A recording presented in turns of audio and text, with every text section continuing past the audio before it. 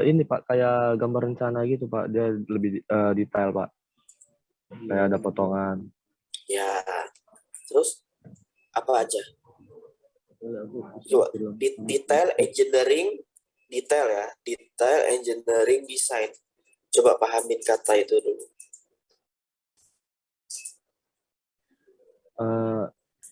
Ini tuh kayak apa ya? Misalnya kayak di mendetail lah kan, misalnya kolom Pak, kan detail DD-nya itu dia ada kelihatan tuh Pak, pembesiannya seperti itu Pak. Untuk apa aja yang di kolom misalnya selimut betonnya gitu Pak, menurut saya Pak untuk DD-nya Pak. Nah, DED itu uh, disebut dengan detail engineering design.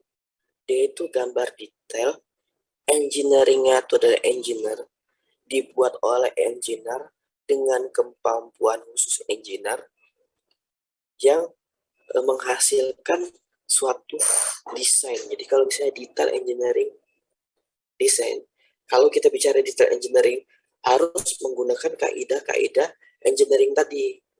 Makanya tadi saya bilang, kok saya bilang menekanin DED. Maka si ahli bangunan gedung haruslah si ahli bangunan gedung yang buat itu. Jangan sampai dia hanya gambar, tapi dia bukan ahlinya di bidangnya. Perencanaan aja lah, misalnya perencanaan jalan. Karena ada tikungannya, ada circle spiral, ada makanya di situ kan ada bagaimana cara menentukan geometri jalan. Berarti harus ada engineering di dalam itu yang bertanggung jawab. Ini kalau kita bicara di ED mudah mungkin kayak lulusan SMK bisa buat rumah-rumah lah, desain-desain gitu ya. Tapi dia tidak bisa mempertanggungjawabkan secara engineering desainnya. Itu juga saya suka komplain sama orang-orang arsi. Ini pengalaman pribadi ya. Komplain sama orang arsi. Arsi suka buat bangunan yang sebenarnya sulit untuk dibangun kita. Contoh, mereka mau buat cantilever panjang banget, gitu kan. Dia nggak mau, saya nggak mau ada kolom, dia bilang gitu kan. Sudah jelas-jelas dia mau buat kubah masjid yang tinggi sekali, besar sekali. Dia bilang, saya nggak mau ada kolom. Mungkin arsi mudah nih gambar nih, ya kan? Mudah gambarnya, tapi ternyata nggak bisa dibangun itu. Mau buat 3 lantai, saya punya kayak gas nih, rumah orang kaya, nggak mau ada kolom, nggak mau kelihatan kolom gitu. Lah kayak mana nggak mau kelihatan kolom? Rumahnya bertingkat-tingkat.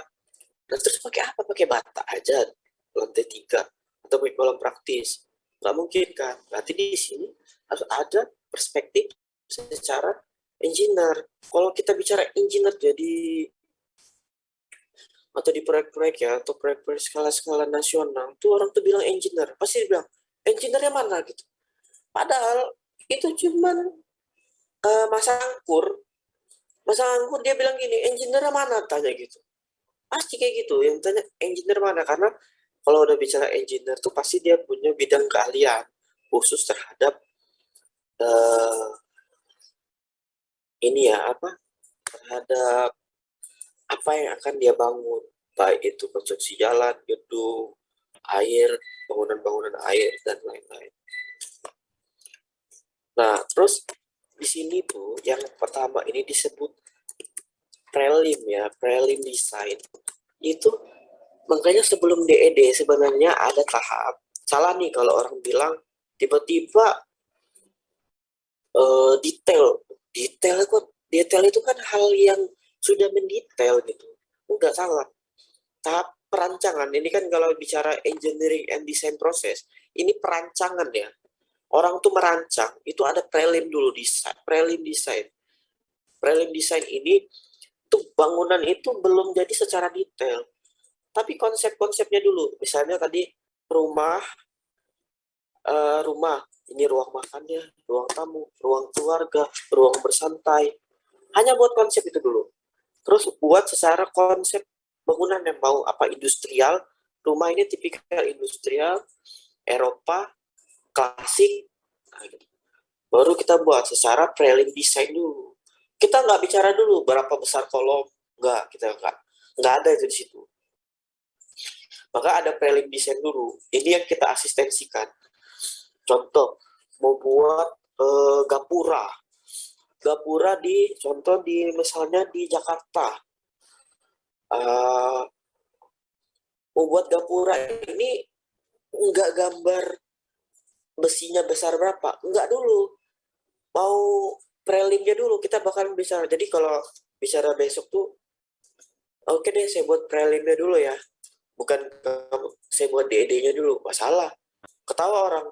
Saya buat prelimnya dulu Pak, nanti saya konsul ke Bapak lagi deh. Kan bicara ke PPK nih ya, misalnya itu proyek-proyek pemerintah. Pak, saya buat prelimnya dulu.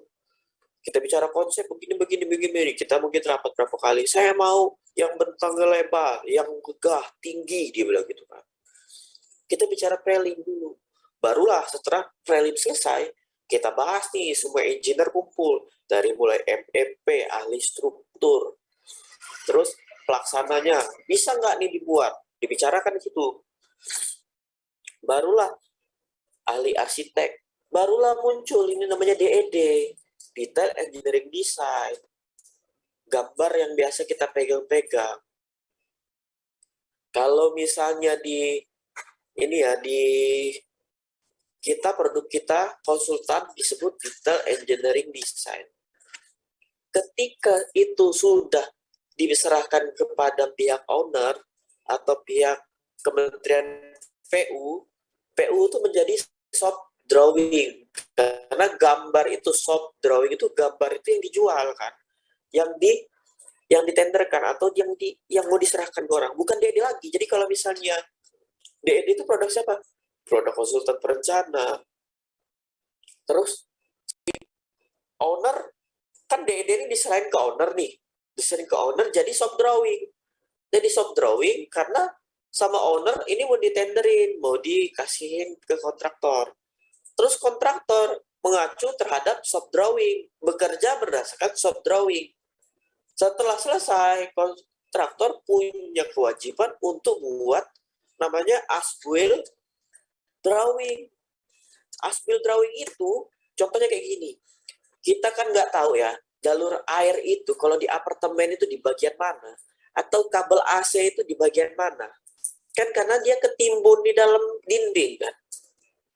Jadi dibuat as-built drawing, dibuat nanti jalur AC itu di bagian mana.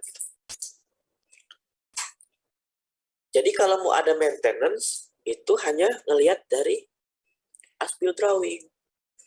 Kalau dulu saya suka kecil tuh nonton film James Bond ya, 007. Sebelum mulai aksinya dia tuh akan lihat dulu gedungnya kan, buka. Terus seolah-olah 3D kan. Masuk lewat lorong ini, lewat lorong ini, lewat lorong ini, lewat lorong ini.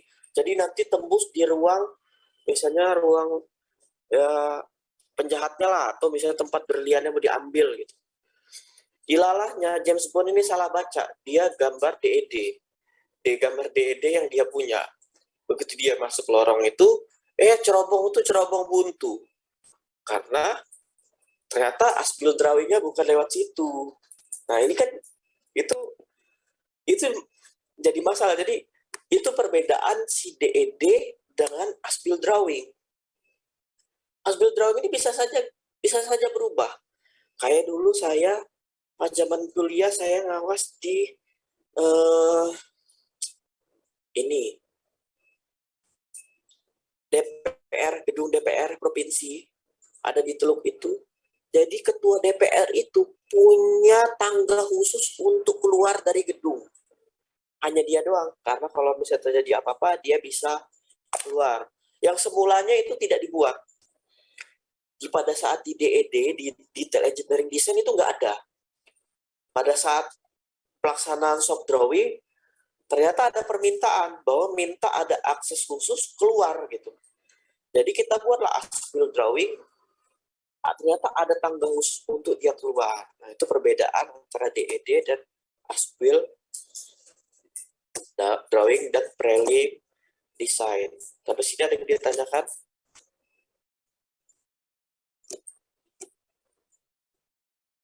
Hendrawan.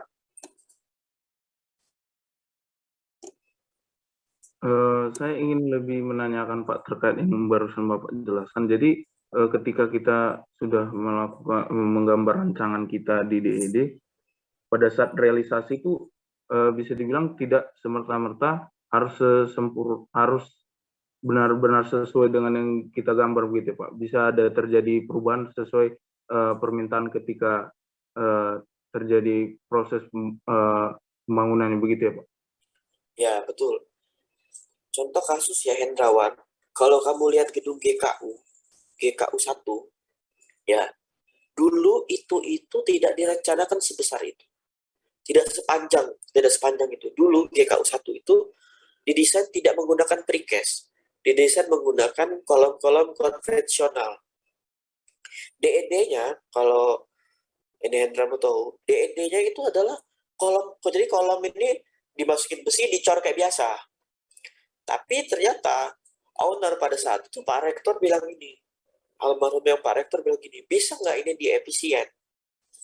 Saya pengen gedung kuliah ini lebih panjang, dia bilang pada saat itu. Jadi kapasitas mahasiswa bisa lebih panjang. DED-nya pada saat itu adalah gedung konvensional dengan panjang ya, dengan panjang itu tidak sepanjang sekarang. Tapi kalau kamu minta asbil drawingnya sekarang, itu asbil drawingnya berubah menjadi desain menggunakan precast atau beton cetak, terus kemudian panjangnya itu sepanjang yang sekarang, yaitu Hendrawan. Jadi memungkinkan terjadinya perubahan antara detail engineering design terhadap pelaksanaan konstruksi. Bahkan berdasarkan data yang ada, ini kalau dari ini ya, dari perubahan gambar ya. Jadi hampir itu 99% gambar DED itu ketika di asbel drawing itu berubah. Pasti, maksud saya 99% itu menyatakan bahwa pasti ada perubahan. Karena tidak menutup kemungkinan gini Hendrawan. Satu, yang buat DED ini bisa saja kan lalai atau lupa ya. Sehingga ada yang tidak dimasukkan dia ke dalam gambar. Ada yang dia namanya human error ya, pasti ada kesalahan. Atau dia salah ketik kabel NYM jadi NYY. Harusnya kabel itu ditanam, dia pakai kabel NYM, kode NYM. Padahal kode NYM itu tidak untuk di dalam tanah. Maka diganti pada saat asbil drawing. Itu padahal hanya cuma ganti NYY, ganti NYM. Nah, itu aja bisa cuma hanya walaupun tidak gambar ganti ya, tapi hanya penamaan itu aja bisa saja ganti. Itu Hendrawan.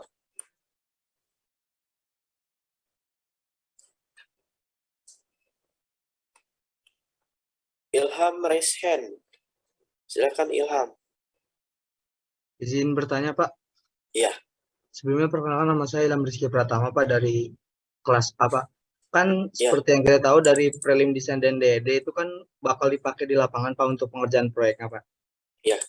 Yang ingin saya tanyakan adalah kalau gambar proyek atau yang DED ini kan bukan harga mati untuk jadi patokan tuh, Pak. Kadang kita kan menyesuaikan dengan lokasi atau enggak Ya, sosial. Nah, yang saya ingin tanyakan, jika terjadi ada perubahan volume atau perubahan desain, maka bagaimana cara kita untuk mengestimasi biayanya, Pak? Nah, oke. Jadi pada saat kita mengestimasi biaya itu, kalau dulu Ilham ya, itu diserahkan kepada kontraktor. Jadi kontraktor mengestimasikan biaya lagi.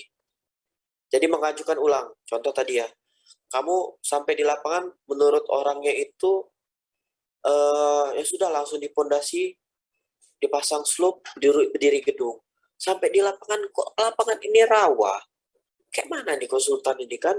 Ya gimana kita mau berdiri pondasi di atas rawa? Maka kan kita harus pakai pondasi dalam kan? Nah pada saat itu kamu mencoba melakukan penghitungan deh. Mencoba melakukan penghitungan dengan mengeluarkan justifikasi. Nah, jadi besok itu setiap ada perubahan gambar ya, tadi misalnya kayak kabel aja ganti Ilham ya, itu ada justifikasi. Di situ disebutkan justifikasi teknis, perubahan gambar nomor halaman sekian terhadap spesifikasi kabel yang semula NYM diganti menjadi kabel dengan jenis NYY. Dikarenakan kabel NYM adalah kabel tipe begini. Terus tadi Ilham juga kan justifikasi. Terus lampirannya itu, lampiran justifikasi itu adalah gambar kamu yang baru. Gambar kamu yang baru, terus kemudian RAB kamu yang baru. Tadi kan kamu jadi fondasinya di fondasi dalam. Dikarenakan kondisi tanah, ya kan, kekuatan daya dukung tanah tidak memenuhi dengan jenis tanah clay dan kekuatan daya dukung 1, sekian kilogram per sentimeter. Dengan daya beban misalnya P yang ada pada bangunan ini melebihi sekian, maka tidak memenuhi.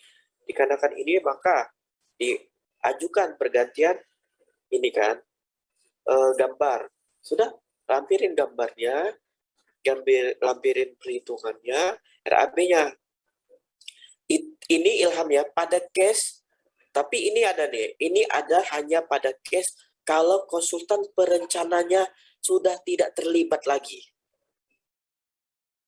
Ya, jadi buat surat itu kamu yang mengajukan disetujui oleh konsultan pengawas. Jadi kalau besok ada apa-apa, konsultan pengawas ikut terlibat. Ini hanya pada case bahwa konsultan perencana tidak mengikuti sampai proses konstruksi itu akhir. Tapi sekarang sudah ada peraturan pemerintah ya, Permen, yang mewajibkan bahwa konsultan perencana harus mengikuti proses konstruksi itu sampai akhir. Jadi dulu banyak banget kasus nih. Jadi kontraktor banyak dipenjara karena konsultan ini nggak benar buatnya. Jadi dia buat ternyata gambar tuh nggak bisa dibuat, nggak bisa didesain. Dia desain dia tuh nggak bisa dilaksanakan di proyek. Jadi kayak gitu terus dulu tuh keadaannya tuh. Jadi kontraktor yang ngajuin perubahan. Nah sekarang berdasarkan permennya tuh, permen bahwa peraturan menteri itu bahwa konsultan perencana harus mengikuti sampai dengan proses akhir. Jadi ketika besok Ilham di lapangan itu ternyata itu rawa, kamu telepon konsultan perencananya, Bapak rubah lagi DED Bapak hitung lagi RAB Bapak gitu. Nah gitu. Itu kalau ada dua kondisi. Kalau kondisinya itu ternyata kontrak sekarang di permennya itu gini, konsultan perencana itu tidak dibayar 100% ketika produknya selesai. Jadi konsultan perencana akan dibayar 100% ya ketika proyek itu juga berakhir. Jadi ketika proyek itu selesai. Jadi dia tidak bisa dibayar sekarang kalau pekerjaan konstruksi itu belum berakhir. Nah, buat sebagian instansi dia sudah mengikuti regulasi terbaru, tapi ada yang sebagian tidak. Kayak contohnya aja ITERA sampai saat ini dipakai konsultan lepas. Jadi kalau misalnya ITERA pun sampai hari ini, habis kita ngedesain sudah kita lepas. Nggak tahu kalau besok ada perubahan, ya kontraktor deh yang buat gitu. Nah itu ya, itu dalam keadaan kondisi itu Ilham. Izin bertanya lagi, Pak. Ya. Jika kalau seperti itu, kan tadi ada permen ya, Pak. Berarti sebelumnya itu konsultan perencana dia cuma ngedesain, habis itu lepas tanggung jawab. Jadi bisa dipastikan kalau hal-hal kayak gini tuh sebenarnya kesalahannya itu bukan ada di kontraktornya ya, Pak. Soalnya lebih ke konsultan yang tidak memperhitungkan segala kondisi dan aspek mungkin ya Pak, kayak kondisi tanah dan lain-lain gitu Pak. Benar Ilham. Jadi ini banyak kasus masalah hukum aslinya. Dianggap ketika kan misalnya gini ya, Ilham ini dapat proyek, begitu dapat RAB kok safety tank nggak ada, ini nggak ada, ini nggak ada, ini nggak ada. Mau nggak mau Ilham kan ngajuin kan sama owner kan, Pak ini harga yang baru. Nah pada saat itu dianggap Ilham ini itu markup, jadi menaikkan biaya proyek. Gitu. Nah, pada saat itulah timbul masalah hukum yang banyak. Ilham, ini memang kejadian nyata nih. Jadi bukan 1-2 orang yang dipenjara hanya karena kesalahan si konsultan. Makanya saya tadi dibilang, estimator nih hati-hati. Dibilangnya kayak, ya sudah kayak gak penting gitu. Tapi ini dampaknya tadi saya bilang kan, dampaknya masalah hukum. Kalau kamu nggak percaya, besok lah ya, kamu jadi kontraktor. Ilham saja. Ini pasti dapat gambar dari konsultan perencana. Begitu dapat gambar, harga nggak masuk. Karena dia pakai harga tahun lalu, tidak menghitung inflasi, contoh. Kita kerja sulit kayak gitu. Nah, hitung estimasi salah, gambar salah. Secara engineering design juga salah. Begitu, terus bolanya kan ada di kita, bolanya ada di Ilham. Ilham sekarang lagi berkontrak masalahnya kan. Kontrak Ilham ini harus selesai bangunan itu. Kalau bangunan ini nggak selesai, Ilham masuk penjara, kan gitu kan. Nah, Ilham buatlah serba salah akhirnya. Ilham ngajuin perubahan gambar, ngajuin penambahan biaya, segala macam. Dianggap sama BPK, Ilham ini markup, menaikkan anggaran. Padahal itu kesalahan ada pada proses perencanaan. Itu Ilham. Jadi itu benar, pertanyaannya bagus. Jadi ke depan hati-hati ya, aware di situ. Mau ngerjain pekerjaan, misalnya jadi kontraktor, lihat DED itu secara detail, RAB secara detail. Kalau kamu jadi konsultan perencana, buatlah itu secara detail, perhatikan aspek-aspeknya. Itu Ilham, ada yang ditanyakan lagi? Ada Pak, satu lagi Pak. Nah Ya, Pak, silakan. kan tadi terkait prelim, DED, dan perubahan-perubahan yang menyesuaikan sama kondisi Pak. Nah, yang ingin saya tanyakan, kalau kita sebagai kontraktor, kita pasti terikat dengan waktu kan Pak? Ya. Nah, kalau ada perubahan-perubahan ini kayaknya kan revisinya banyak gitu Pak. Kan otomatis estimasi waktu yang diperoleh kontrak mereka kan setahun, ternyata jadi molor gitu Pak. Dan itu berpengaruh ke standar deviasi Pak nantinya. Apakah bisa jadi SCM 1 atau SCM 2 kayak gitu loh Pak, maksudnya Pak? Oke, gini. SCM itu kan disebut dengan showcase meeting ya. Showcase meeting itu, kan Ilham tahu nih, SCM. Showcase meeting itu adalah terkait showcase meeting ya Ilham ya? Iya Pak, benar Pak. Ya. Jadi gini, proyek itu kan punya durasi ya. Buat yang lain juga, proyek itu punya durasi. Jadi tadi saya bilang kan proyek itu nggak ada yang abadi, pasti akan selesai kan. Cuman yang dibicarakan Ilham ini sekarang pada tahap construction ya, construction proses. Ya, ada pada tahap pada tahap ini ya, construction proses. Ketika kita berkontrak, itu ada nilai sama jangka waktu pelaksanaan pekerjaan. Jangka waktu pelaksanaan pekerjaan. Ketika di kontrak itu ada namanya syarat umum dan syarat khusus di dalam kontrak. Ya kan? Dan bagaimana termasuk cara penyelesaian sengketa. Dan dalam keadaan force majeure atau dalam keadaan di luar di luar kemampuan. Ketika berkontrak contoh 6 bulan, 180 hari kalender. Kontraktor ini kan memberikan time schedule, ya kan? Time schedule, misalnya 180 hari kalender. Udah nggak usah lama-lama, nggak sebulan. Nggak usah bicara 180, 30, kita ambil contoh 30 hari. Misalnya Ilham mengajukan dibagi menjadi 4 week, menjadi 4 minggu. 25, 25, 25, 25. Di minggu pertama, harusnya Ilham itu kan 25%. Tapi Ilham itu progresnya itu, deviasi, itu hanya 14%. Maka ada 11% minus, ya kan? Ketika minus Ilham, itu diadakan pertemuan meeting, ya, untuk menjelaskan terkait case, ya kan? Ditemukan makanya showcase meeting, diadakan meeting untuk menjelaskan terhadap case, dan show-nya itu adalah kan tadi case, terkait case itu show-nya adalah menjelaskan. Jadi pihak kontraktor harus menjelaskan apa yang terjadi. ya kan?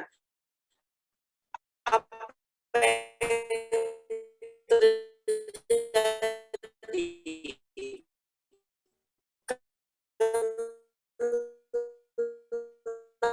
Izin Kenapa Pak untuk itu suaranya deviasi bisa putus-putus sampai Pak. dengan 11%? Nah, di situ kontraktor menjelaskan kenapa sekarang udah ini belum hilang, Sudah udah Pak. hilang. Nah ya, jadi dilakukan meeting untuk menjelaskan case dan show-nya tadi itu adalah si kontraktor harus menjelaskan kenapa itu, ya, kenapa itu terjadi, bisa dimaklumi atau tidak dimaklumi.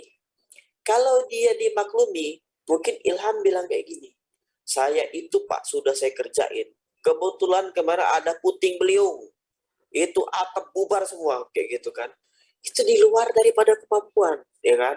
Maka di dalam showcase meeting itu disepakati deviasi itu adalah hal yang wajar, ya kan, dikarenakan sekian tidak diberlakukan SCM1.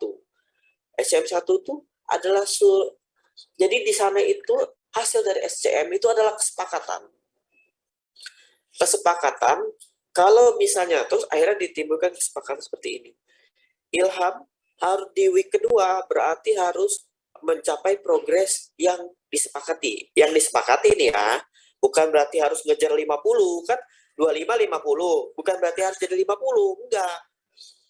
Yang nggak mungkin juga kan logikanya, mau manggil Roro Jonggrang memangnya, tiba-tiba mau langsung selesai. Nggak mungkin kan. Ilham bilang, Pak, itu kemarin karena dia kena puting beliung, minggu depan saya hanya bisa nambah 25 dong. Jadi saya tetap akan minus. Hasil kesepakatan tuh oke, good. Ya kan? Ketika minggu depan kamu tercapai, maka kamu lepas dari SCM 1. Lepas nih. Berarti dalam SCM itu tuh dalam keadaan ini loh, dalam keadaan kita itu kayak dalam masa percobaan sebutnya tuh. Jadi selama waktu yang disepakati itu Ilham dalam masa proses percobaan. Dalam masa proses percobaan ini Ilham itu akan dipantau. Dipantau itu laporan harian Ilham dipantau. Jadi dipantau untuk Ilham ini sesuai dengan kesepakatan. Jadi kalau tadi 14 tambah 25 berarti kan 39. Walaupun masih minus 11. Tapi Ilham telah memenuhi, maka SCM1 Ilham lepas. Gitu. Kalau Ilham besok deviasi lagi, masuk lagi SCM1. Nah, masuk SCM1, 2, 3, kamu putus kontrak walaupun belum berakhir. Gitu. Walaupun proyek itu masih lama, masih tahun depan. Proyek itu masih 2 tahun lagi, masih mau 10 tahun lagi. Tapi sebulan, 2 bulan, 3 bulan kamu kena SCM 1, 2, 3, baru kerja 3 bulan ya putus kontrak kamu. Karena kamu dianggap tidak sesuai prestasi. Itu hilang. Terus kemudian ada namanya pemberian kesempatan. Pemberian kesempatan ini adalah hak ranahnya sepenuhnya adalah owner atau PPK. Jadi bisa aja diberikan perpanjangan kesempatan. Karena apa? Karena PPK banyak mau kemarin. Gitu. Minta tambah ini, minta tambah keramik, minta ditambah cat ini udah ganti 2 kali. Kemarin hijau, sekarang merah, sekarang pink. Kan berarti kita protes dong. Kita mengajukan perpanjangan kontrak dikarenakan apa? Dikarenakan tadi perubahan-perubahan gambar dan lain-lain. Sehingga menyebabkan kita terlambat waktu. Nah, itu Ilham. Ditanyakan lagi? Izin Pak, berarti kalau yang tadi saya tangkap kan kalau dari SM1 terdapat terjadi kesepakatan, berarti ada nilai toleransi kan Pak terhadap laporan mingguannya yang tadinya Ya. harus 25% jadi 50% karena ada deviasi di minus 11% ya Pak. Berarti jadinya bertambahnya sesuai yang sebelumnya kan Pak. Nah, yang saya Ya. tanyakan kan berarti nanti pada di akhir minggu keempat tuh tetap minus 11 kan Pak? Kalau misalkan dia per minggu tetap 25% gitu Pak, tanpa ada percepatan. Yang saya tanyakan, kontrak itu bakal diperpanjang dan menyesuaikan harganya atau tetap pada kontrak awal Pak? Cuman dikasih toleransi waktunya bisa lebih lama gitu Pak. Maksudnya dari keuangan, dari gaji, semuanya gitu Pak. Jadi gini ya, toleransi harga itu hanya ada pada kontrak pada tahun tunggal. Jadi kalau dia pada tahun tunggal, perubahan harga itu tidak mungkin di pemerintah itu. Tidak mungkin kamu mengajukan perubahan harga kecuali ada seperti kejadian luar biasa. Contoh ada krisis moneter tahun 98 pada saat itu, yang harga tiba-tiba jadi melonjak. Itu bisa dijadikan klausal di dalam justifikasi untuk meminta permohonan perubahan harga. Tapi kalau itu sifatnya itu tidak bukan bencana nasional disebutnya itu. Itu kan fluktuasi harga secara nasional. Kalau secara nasional itu tumbang, kamu bisa. Tapi kalau dia tidak secara nasional, itu nggak bisa. Karena kamu adalah tahun tunggal. Tahun tunggal. Kecuali kamu multi years. Tahunnya banyak. Tahun depan, kamu mengajukan pengajuan harga. Tahun depan lagi mengajukan pengajuan harga. Itu bisa. Tapi kalau tahun tunggal, tidak. Ya kan? Nah, terus, kalau tadi pemberian kesempatan, kata kamu kan saya bakalan -11 terus Pak, -11, -11, -11. Nah, itu akan menjadi keputusan dari si pemberi pekerjaan yang diwakilkan oleh PPK. PPK akan memberikan perpanjangan waktu atau tidak. Tapi pada saat rapat mingguan, kamu bakalan ditanya, kamu kan -11. Ditanya nih, Ilham, kamu harus melakukan percepatan untuk mengejar deviasi kamu yang 11. Di situ dibahas. Pasti Ilham akan menjanjikan lagi, baik teknis pengerjaannya, metode pengerjaannya, cara bahannya apa saja, dan lain-lain ya. Di situ Ilham akan menjelaskan apa mau pakai crashing project, mau pakai notebook planning, mau pakai critical method, dan lain-lain, sehingga itu bisa dikejar deviasi -11 tadi. Misalnya per week akan dikejar 1,sekian persen, di akhir hanya sisa -5. -5 diberikan perpanjangan kesempatan. Jadi nggak serta-merta -11 itu akan gini. Enggak. Ilham pasti akan ditanya, bagaimana percepatan proyek itu. Nah, disitulah biasanya di Jakarta itu ada konsultan manajemen konstruksi yang bertugas bagaimana mempercepat itu sehingga tidak menimbulkan cost yang besar. Kan berarti kan Ilham harus kerja malam tuh kan. Kerja malam. Nah, di situ dibahas.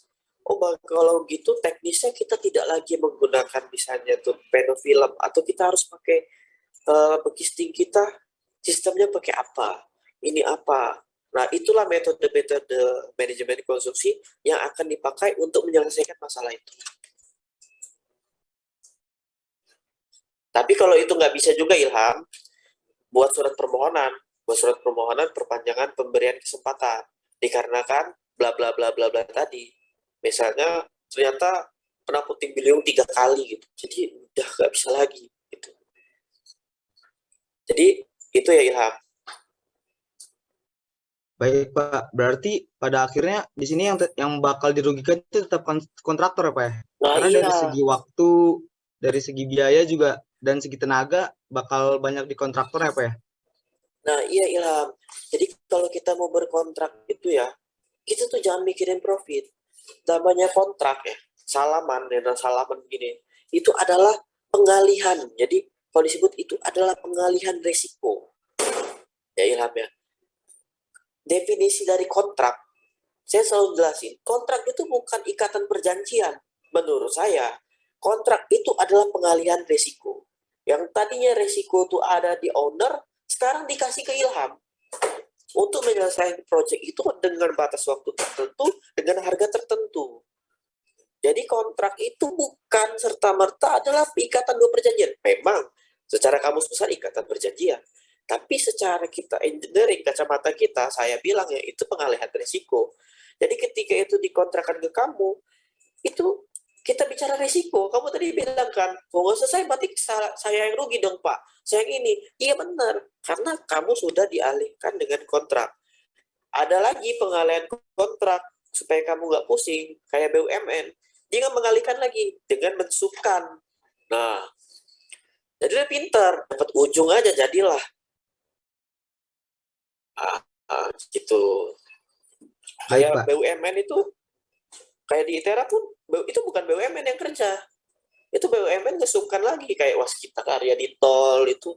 Kawan saya punya armada 20 truk pada saat itu. Sekarang, alhamdulillah rumah kejual. Karena apa? Karena pembayarannya terlambat. Nah, yang menanggung kerugian siapa coba? Bukan kita. Menanggung kerugian orang. Karena tadi dia sudah berkontrak. Nah, itu terkait keterlambatan pembayaran dan lain-lain. Itu makanya saya bilang pengalian risiko. Jadi kalau besok kamu orang kalian ya dapat kontrak, jangan senang bisa dapat kontrak nih 70 miliar. Salah. Itu adalah risiko yang dialihkan kepada kamu.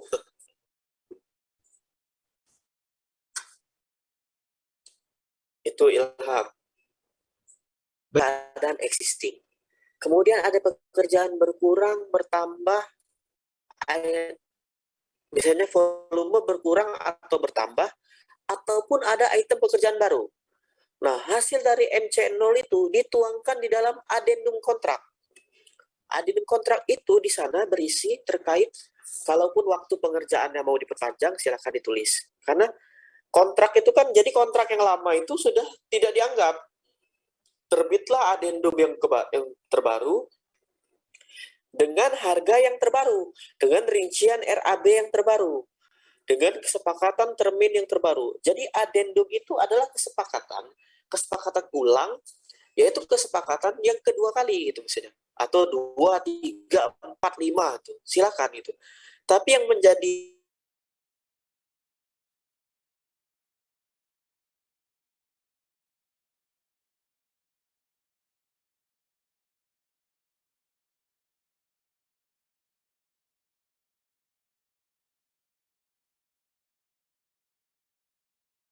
Eliaman buat MC0 ya sudahlah, nanti adendumnya nanti aja katanya kayak gitu kan.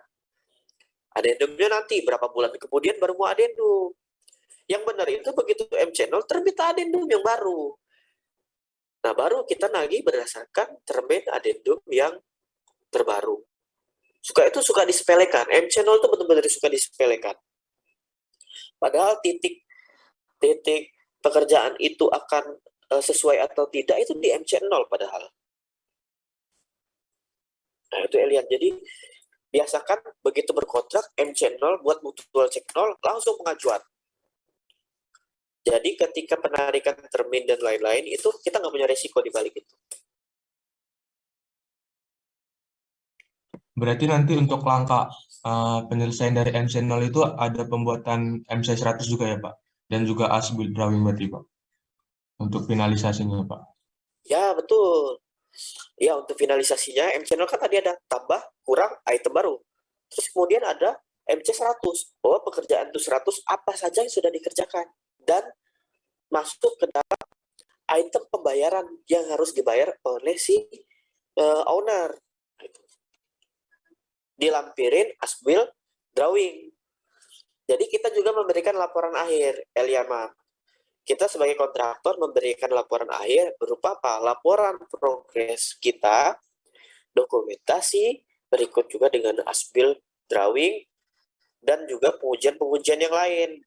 Jadi dari mulai pengujian beton, pengujian pembesian, dokumentasi, dan lain-lain. Jadi tidak hanya terkait laporan progres saja, tapi semua dokumen itu akan jadi satu buku yang di dalamnya ada as-built drawing yang disebut dengan laporan akhir. Itu Eliaman. Baik Pak, terima kasih Pak. Sudah cukup menjelaskan Pak.